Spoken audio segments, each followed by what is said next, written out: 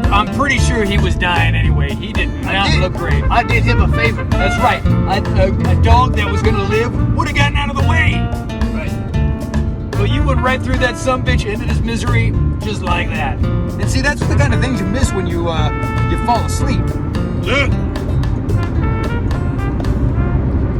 Yeah, we are looking. We're looking straight down the road towards our eventual destination. Yeah, I'm gonna be honest with you. I really have no idea where I'm going. That's the key. This is episode 196 of Journey to the middle of nowhere. That's right. Where we take listeners on a trip down the asphalt and dirt lanes of this here country of ours to places that nobody should ever go to. Where are we going today, Tom? I hit the gas pedal, Right? and then I took a left, Uh-huh. and then I drove until I said, "This looks like the right way." I felt drawn. It's typically what I do. Is I wait for a calling Uh-huh. that says, "This is the way, Tom." Some real inside baseball stuff. on that. Pretty deep. Hey, real quick, did you say asphalt or asshole? Who? Me? Yeah, Oh, you're me. talking about I'm pretty sure I said asphalt, but if I was saying asshole, I'd be talking about you. Everybody, this is LEROY Jenkins, not the one you're thinking of. yeah, those bastards on YouTube yelling my name all the time. No. Stop it. But you were the inspiration. You've made a lot of poor decisions that have affected people in your immediate area really badly. Well, I mean, allegedly, yes. No, I mean some of them in the eyes of the court. So it's no longer alleged. Are you going to bring this up again? Well, I mean, it's a long road trip. We don't know where we're going. Mistaken identity situation between you and me? Right, it's not a mistaken identity if you're the one trying to be the mistaken identity. Look, they said they saw somebody that fit my description, and I said it was you. Mistaken identity. But it was indeed you, and it was not me. Mistaken identity. Well, we could agree to disagree, but the court of law says I was right in the end. So I'm afraid we're moving on, Leroy. Allegedly.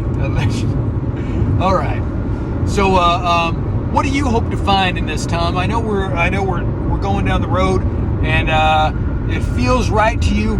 But in your dream of dreams, in your heart of hearts, what is at the end of this road? I'm always looking for something that I've never seen before. Something I never experienced before. So, like, a woman, maybe. Oh, well, that's true. Tom is famously a virgin. I mean, and by that I mean he's got a lot of news stories written about him for his virginity. Not all of the brightest light, isn't that right, Leroy? That is correct. But here's the thing. It's not for lack of opportunity. No! I'm just looking for the right woman. That's and I've right. not found her yet. That's right. Part of a lot of the stories is covering the many opportunities you've had with,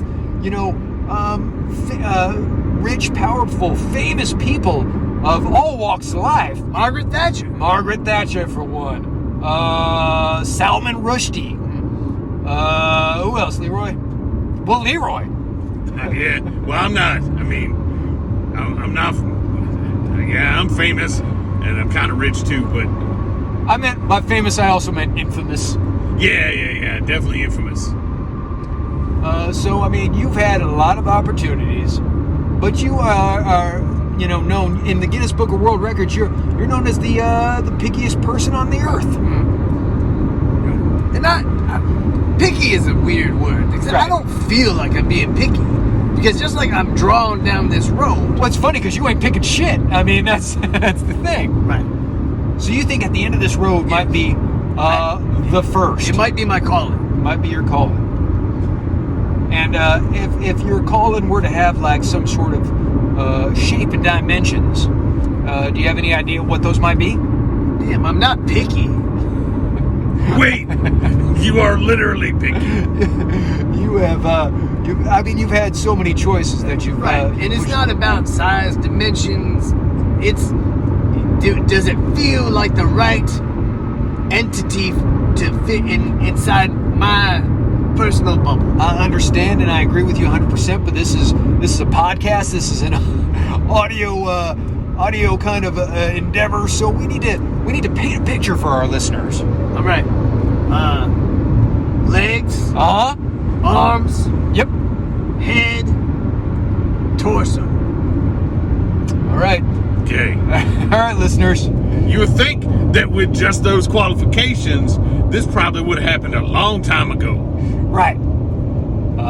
But it has not. Maybe at the end of this road we'll get there. You never know. What are you hoping to find at the end of this road, Leroy? Me? Yeah. Another nap. And probably, I did see a sign on a billboard that said "World's Biggest Nut." Oh, that, yes, that's right. We did see that. I'll have world's biggest nut, just so you know. You may be, just destination just might be me. Oh, you have, were you in that's right. You were in the Guinness Book of World Records twice. That's right. Why don't you explain how you got that particular accommodation? Biggest nut. Yeah. Well, most people know, but when you're not having sexual relations with anyone, that build-up makes things larger. Right. It's science. Right. Because I am a virgin. Right. All these many years, so the biggest nut has formed. So you're just you're backlogged. I am backlogged. You're the dam is about to burst, and normally nature does releases of those dams. I'm not going to call it what they call them because that's crude, but it happened. It happened to me when I was younger and not sexually active. It happened to me earlier when I was taking that nap back here. God damn it, Leroy. I thought that's what it was, but I didn't want to say nothing. Yeah, I'll say it. All right. Well, hey, real quick. Yeah. Did the Guinness Book of World Records use the slang term nut, or did they say biggest testicle? And do you only have one? They formed into one. There used to be two, but it's so big now they have conjoined into one giant nut. Okay. all right. And they did use the word nut because. Guinness Book of World Records honestly ain't what it used to be. Yeah.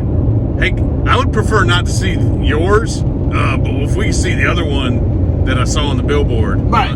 Yeah, that's a different one. Yeah. The second biggest nut, I guess. It may be big. I don't know. We'll compare when we get there. Well, now I never want to get to where we're going because that sounds frightening. Hey, Merv. Yeah. You still depressed? Oh, yes, unabashedly so. I'm the most depressed person I know. You know a lot of people. Yeah. Oh, yeah. I know tons of people, but I don't think they have quite the ennui that I'm experiencing at this point in my life. First of all, this is my only source of income, which makes me sad. Yeah, because we don't get paid. Yeah, we do not get paid from this. And so therefore I have zero income. Secondly, obviously you know about what happened with Kate and I. Yeah, mistaken identity. Mistaken identity, and sorry. It's all right.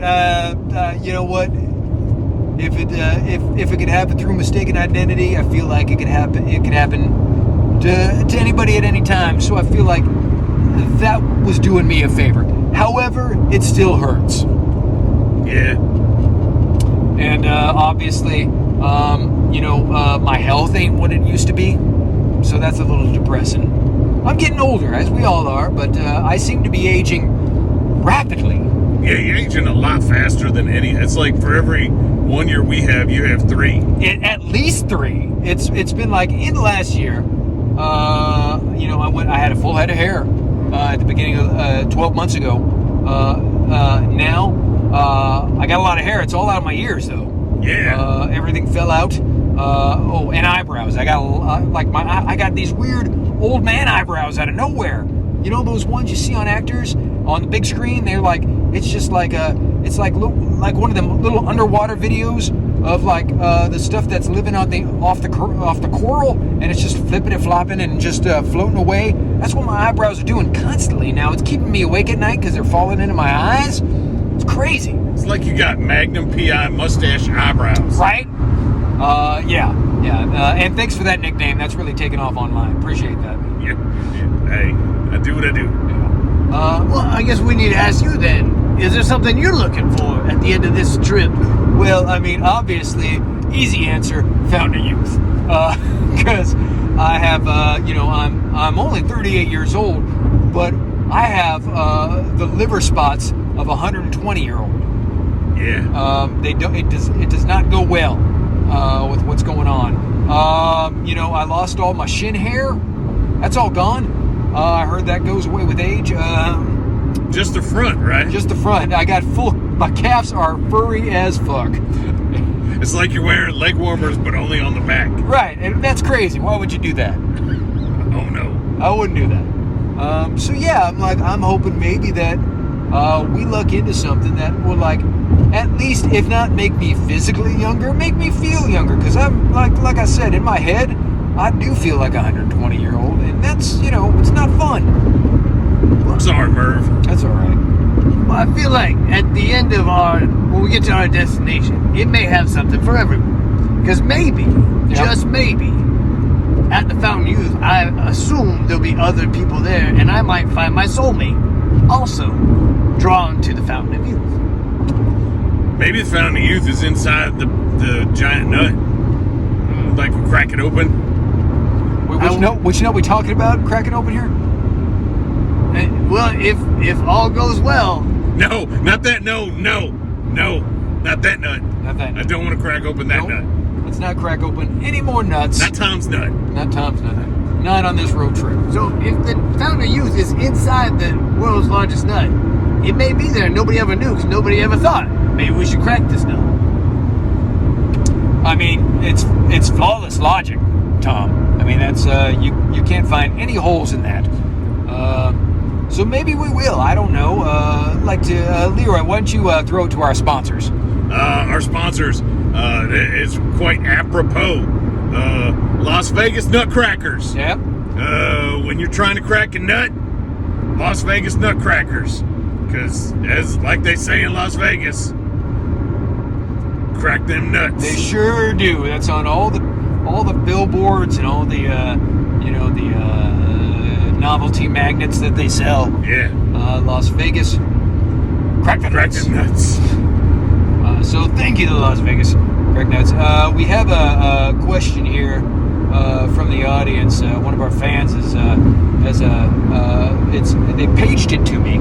I can't afford a website, so I'm still on my old pager that I bought in 1996. Yeah.